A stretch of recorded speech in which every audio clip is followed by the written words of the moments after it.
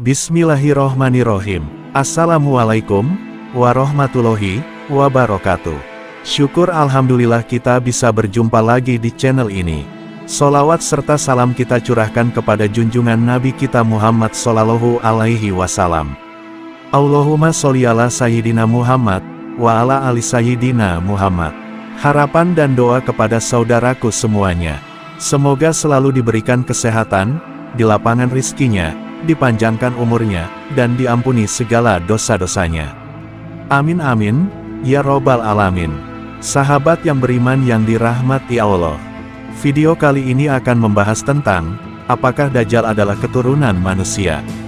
Kedatangan hari kiamat akan didahului sejumlah tanda, salah satunya adalah kemunculan Dajjal.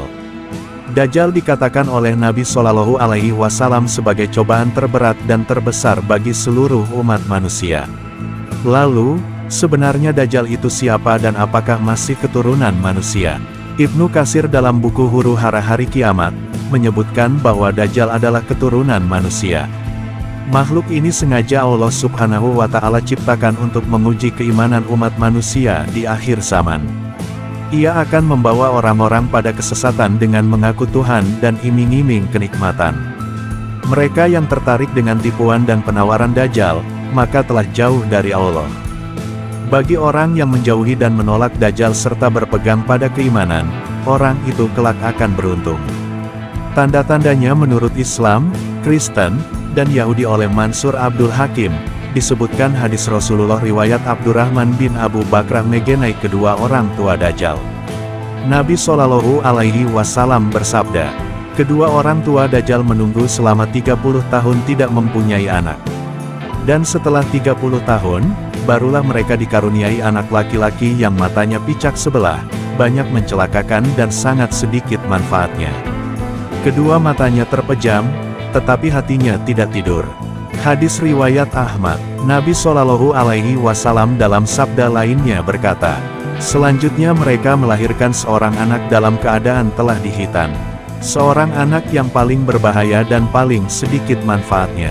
Matanya tidur, tetapi hatinya tidak.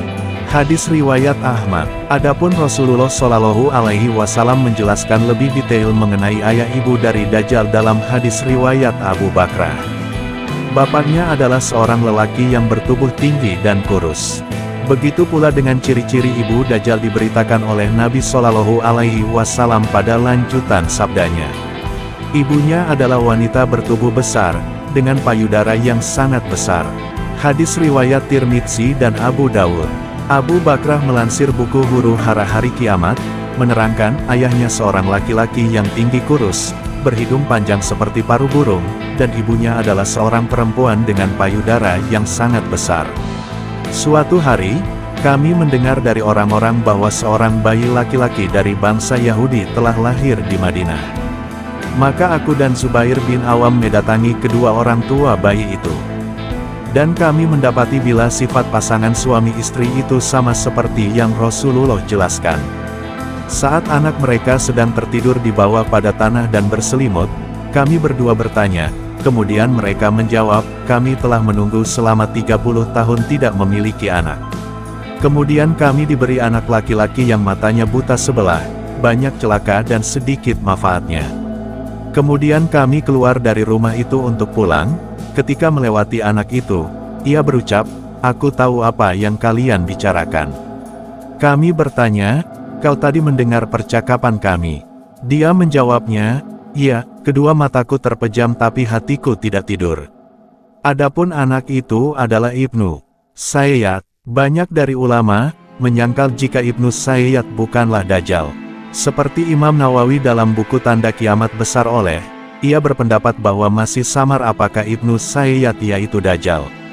Tapi yang diyakini bahwa ia merupakan tukang tipu yang andal. Dan Nabi Shallallahu Alaihi Wasallam pun tak pernah menegaskan apakah dia memang Dajjal atau bukan.